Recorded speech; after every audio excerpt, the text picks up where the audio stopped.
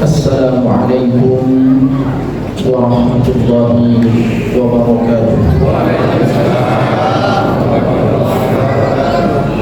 Alhamdulillahil qawiyil matin. Asyhadu an la ilaha illallah al-malikul haqqul mubin. Asyhadu anna Muhammadan abduhu wa rasuluhu shadiqul wa'dil amin. Arsalahu rahmatan lil alamin wa ala alihi wa ashabihi wa dhurriyyatihi ajma'in wa tabi'in wa tabi'in tabi'in wa man ittaba'ahum bi ihsanin ila yaumiddin, amma ba'd. Puji serta syukur mari senantiasa kita panjatkan kehadirat Allah Azza wa Jalla atas segala nikmat, karunia, anugerahnya kepada kita semua. Nikmat iman, nikmat Islam, nikmat kesempatan, panjang umur, dan tentunya yang kita harapkan bahwa panjang umur ini akan menjadi motivasi bagi kita untuk terus memperbaiki diri. Salawat dan salam semoga tercurah limpahkan selalu kepada junjungan kita Nabi Muhammad sallallahu alaihi wasallam, segenap para sahabat, para pengikut-pengikut beliau ila yaumil qiyamah. Ma'asyiral muslimin, sidang salat Isya, tarawih dan witir Masjid Al-Hikmah yang dirahmati oleh Allah Subhanahu wa taala. Di antara potongan ayat dalam surah Al-Hujurat ayat 13, Allah berfirman, "Inna akramakum 'indallahi atqakum." Sesungguhnya yang paling mulia di antara kalian adalah orang-orang yang bertakwa. Allah Subhanahu wa taala menyebutkan di dalam ayat tersebut bahwa barometer kemuliaan, kehormatan seseorang itu bukan karena jabatannya, bukan karena popularitasnya, bukan karena banyaknya harta yang dimiliki, akan tetapi Allah ingin tegaskan bahwa orang-orang yang mulia di sisi Allah itu adalah orang yang bertakwa. Dan tentu di antara orang-orang bertakwa itu yang paling baik adalah orang yang paling bertakwa. Maka Allah menggunakan bahasa superlatif, paling dan ter. Artinya di antara orang bertakwa itu punya tingkatan-tingkatan. Kalau kita bagi, ada orang-orang yang zalimun li nafsi, ada orang yang muqtasid, ada orang mu'min sabiqun bil khairat. Ada orang-orang yang masih zalim meskipun menyatakan diri sebagai seorang muslim. Ada orang-orang yang tingkatannya lebih tinggi, yaitu muqtasid, menjalankan yang wajib dan menjalankan yang sunnah.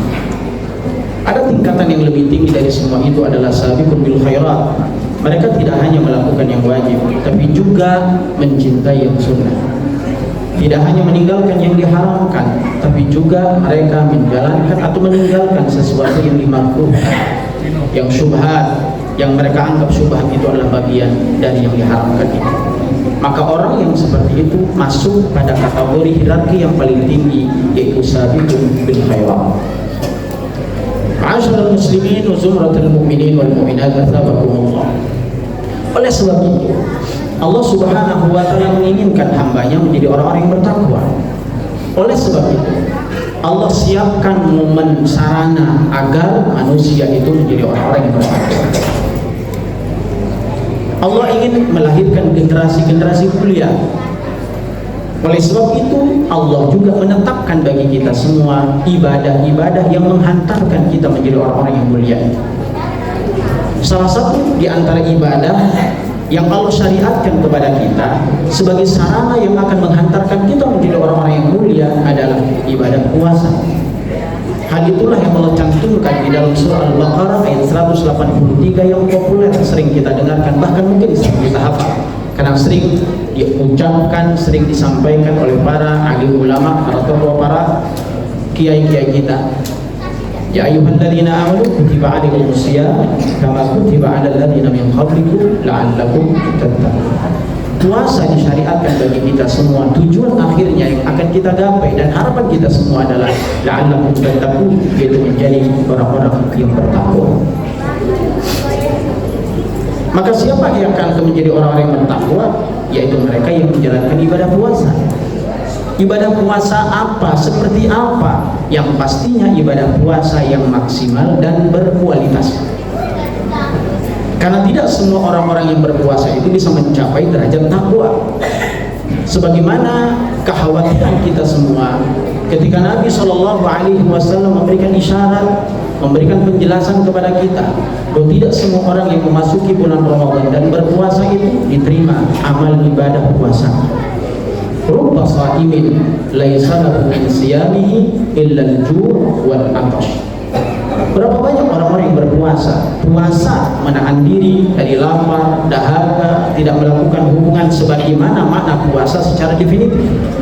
Akan tetapi dia tidak meninggalkan hal-hal lain yang bisa menggugurkan amal ibadahnya dan menghilangkan pahala dari dirinya.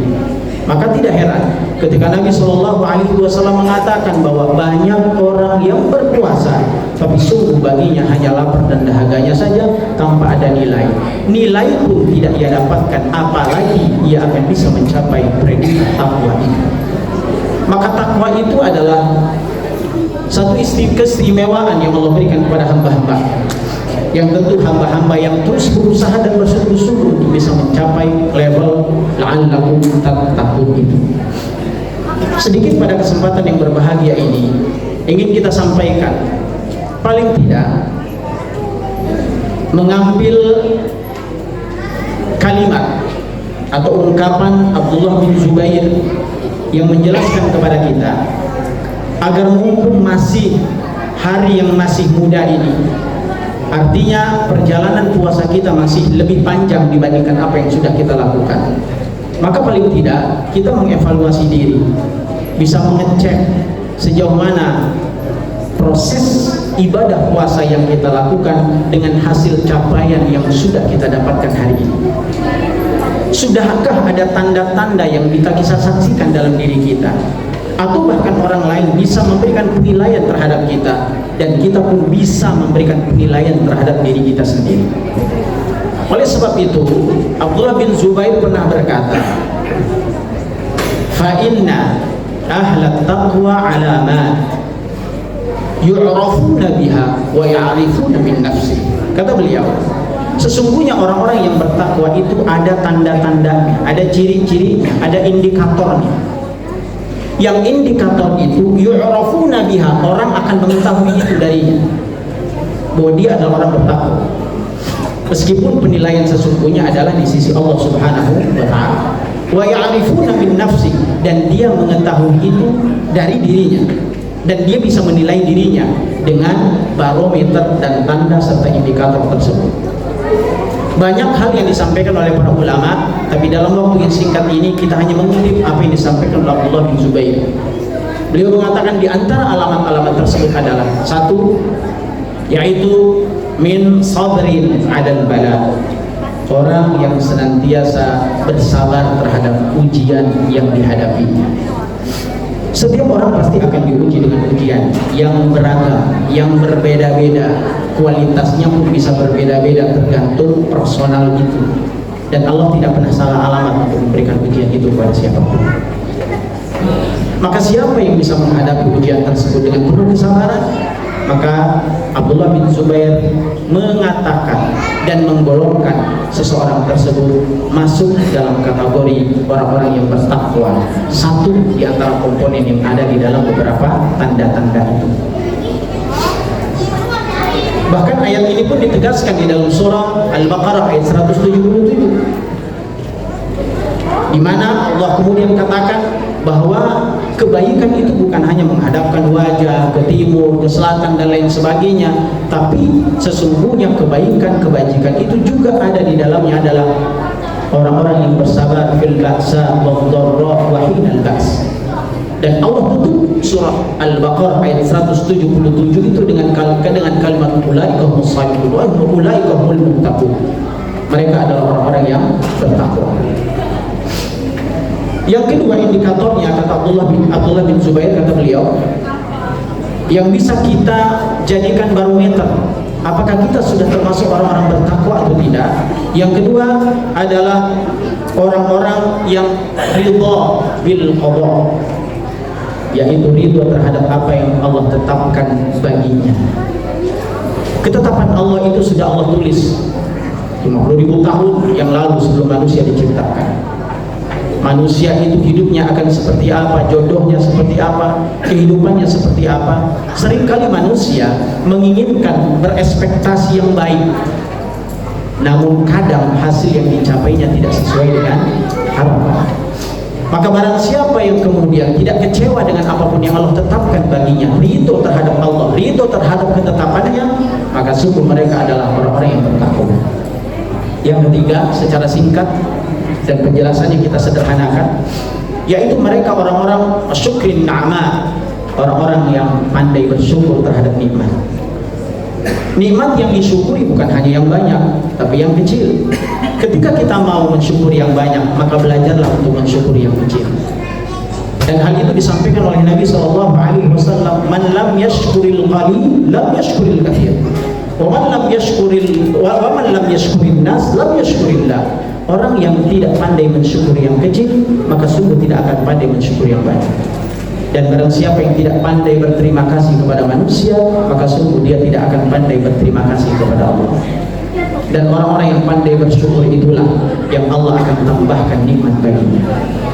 Yang terakhir, yang keempat, ma'asyiral muslimin wal muslimat, orang yang atau indikator yang bisa kita jadikan barometer untuk kita melihat diri kita apakah sudah bertakwa atau tidak, wadhullin li hukmil Quran, orang-orang yang tunduk patuh terhadap syariat yang sudah ditetapkan oleh Allah kepada.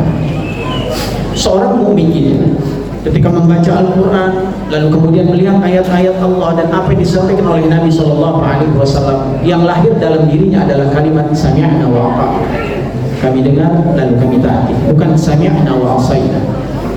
Dan itulah perangai orang-orang yang bertakwa.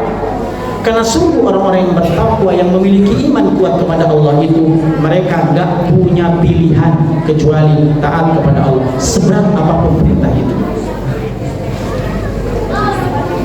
Karena bisa jadi rasa berat itu ada karena kurang imannya seseorang terhadap Allah Subhanahu wa Ta'ala dan tidak ada ketakwaan dalam dirinya. 4 indikator ini sesungguhnya ada di dalam ibadah puasa.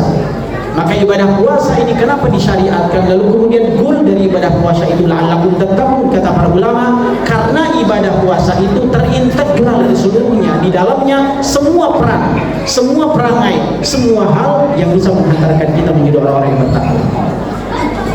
Apakah di dalam ibadah puasa itu ada unsur kesabarannya? Iya. Apakah ada di dalam ibadah puasa itu unsur kita menerima qada dan takdirnya Allah? Iya. Apakah di dalam puasa itu kita menjadi hamba-hamba yang dituntut untuk syukur kepada nikmatnya? Iya. 12 jam kita menahan diri dari lapar dan dahaga, tapi hanya 5 menit, 5 detik rasa lapar itu sudah hilang. Artinya syukur itu mesti ditambah dengan Ramadan, menghantarkan kita untuk pandai bersyukur dengan hal yang sedikit. Hanya dengan seteguk air maka haus itu hilang. Hanya dengan 1 biji kurma maka lapar itu pun sudah tertutup. Dan yang terakhir, Ramadan itu menghantarkan kita juga agar kita menjadi manusia yang tunduk patuh terhadap hukum-hukum Allah, apapun bentuk perintahnya.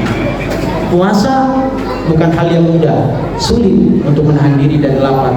Tapi orang yang beriman tidak akan pernah mengeluh untuk melakukan hal itu, karena ada satu harapannya, kita ingin menjadi orang-orang yang baik dan kita ingin menjadi generasi terbaik, termulia di sisi Allah, karena Allah menjanjikan inna akramakum indallahi atqakum. Mudah-mudahan kultum singkat pada hari ini bermanfaat buat saya pribadi dan tentunya buat kita semuanya. Selamat menikmati hidangan-hidangan Allah di bulan Ramadan ini. Semoga kita bisa menjadi tuan rumah yang baik bagi tamu yang baik, dan kita mudah-mudahan menjadi orang-orang yang tidak terlena dengan kehidupan kita, sehingga kita isi setiap waktu dan kesempatan untuk meraih yang terbaik bagi kehidupan kita. Mudah-mudahan bermanfaat. Hadallahu wa iyyakum ajma'in. Assalamualaikum warahmatullahi wabarakatuh.